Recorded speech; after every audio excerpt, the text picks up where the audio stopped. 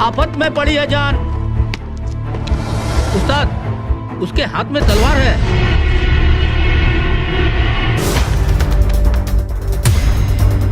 तलवार का मुकाबला पाइप से।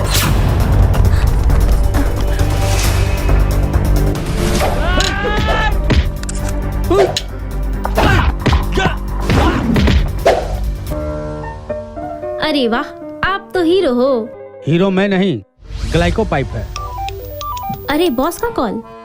हेलो, आज का हेडलाइन क्या है? आज का हेडलाइन तो ग्लाइको पाइप है सर। ग्लाइको पाइप, हम चुकाते हैं एक एक बूंद की कीमत। कांग्रेस के नेता आलोक दुबे ने प्रधानमंत्री नरेंद्र मोदी के पंजाब सरकार पर दिए गए बयान को प्रधानमंत्री का नया पैंतरा करार दिया है। आलोक दुबे ने कहा है कि चुनाव हारता देख प्रधानमंत्री नया रंग बदल रहे हैं। वहीं नक्सली घटनाओं पर बाबूलाल मरांडी का जवाब देते हुए हेमंत सरकार का बचाव किया है। देखिए, जिस तरह से प्रधानमंत्री जी वहाँ जा कर के और ये कहते हैं कि मैं जिंदा वापस लौट गया, ये विडंबना नहीं है तो और क्या है? एक चुनी हुई सरकार के खिलाफ आप खुद साजिश कर रहे हैं। कौन है केंद्रीय सुरक्षा एजेंसी का मालिक? गृह मंत्री है। उस पर कार्रवाई होनी चाहिए और आपने अचानक से अपना रूट बदल दिया। लोग देख रहे हैं कि किस तरह से पंजाब में भारतीय जनता पार्टी नकारी जा रही, उत्तर प्रदेश में भाजपा को लोग नकार रहे। ये राजनीतिक पैंतरेबाजी, फुल हाई सिक्योरिटी, सबसे ताकतवर आदमी देश का वो ये कहे कि हमको, मैं जान बचा करके वहाँ से लौटा हूँ, ये हास्यास्पद है कि नहीं है? आप बताइए। हम लोगों ने छात्र राजनीति करते हुए कई बार प्रधानमंत्री और मुख्यमंत्री को काला झंडा दिखाया, विरोध प्रदर्शन किया, लाठियाँ चली, जेल भी गए, मार भी खाए। कभी ये नहीं कहा किसी प्रधानमंत्री जी ने कि हमारी जान खतरे में है, मैं सुरक्षित वापस लौटूंगी। कई बार हम लोगों ने जो है वो आंदोलन किए हैं। देश को गुमराह कर रहे हैं आप, एक चुनी हुई सरकार को बदनाम कर रहे हैं। आपकी पैंतरेबाजी ये सुनिश्चित करे भारतीय जनता पार्टी कि जिनके रहमो करम पर जो है ये सुरक्षा एजेंसी है केंद्र की। आपका चन्नी जी जो वहाँ के मुख्यमंत्री है, उन्होंने जो है प्रेस कॉन्फ्रेंस करके कहा है कि हेलीपैड में इनको आना था, वो सारी सुरक्षा चाक चौबंद की गई थी। वहाँ के किसानों से बात करना था उनको 1 वर्ष तक। और यही भाजपा जब रोड जाम होते थे तो कहता था नहीं, ये तो हमारे आम आदमी है, इज़ ए कॉमन मैन। तो जो कॉमन मैन थे आज अगर रोक दिए गए, किसानों के आक्रोश का सामना करिए।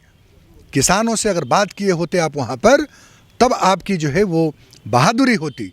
आप जिस तरह से वहाँ पैंतरेबाजी कर रहे हैं, राजनीतिक हथकंडे का इस्तेमाल कर रहे हैं, देश देख रहा है। जी इस राज्य के सबसे पहले मुख्यमंत्री रहे। जब हम बिहार से अलग हुए थे तब 4 जिले थे लाल कारपेट में, और वही कहा करते थे कि मुझे रातों को नींद नहीं आती है, राज्य में भ्रष्टाचार की जड़ें इतनी दूर तक फैल चुकी।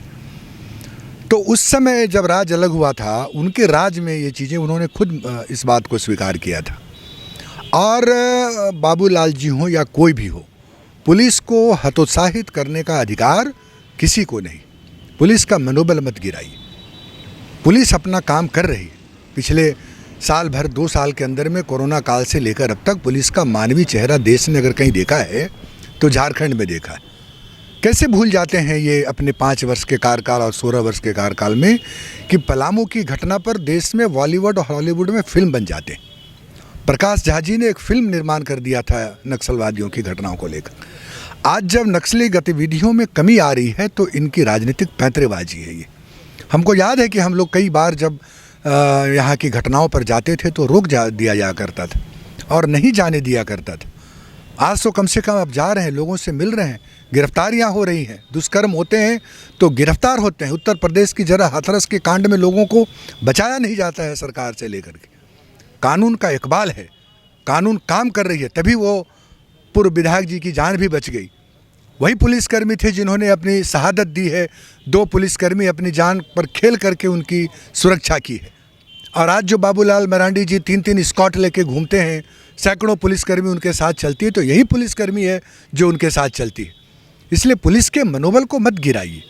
और हिम्मत है तो हिम्मत है, ये नारा दिया है झारखंड के लोगों ने, तभी जो है यहाँ की सरकार और पुलिस का इकबाल कायम है।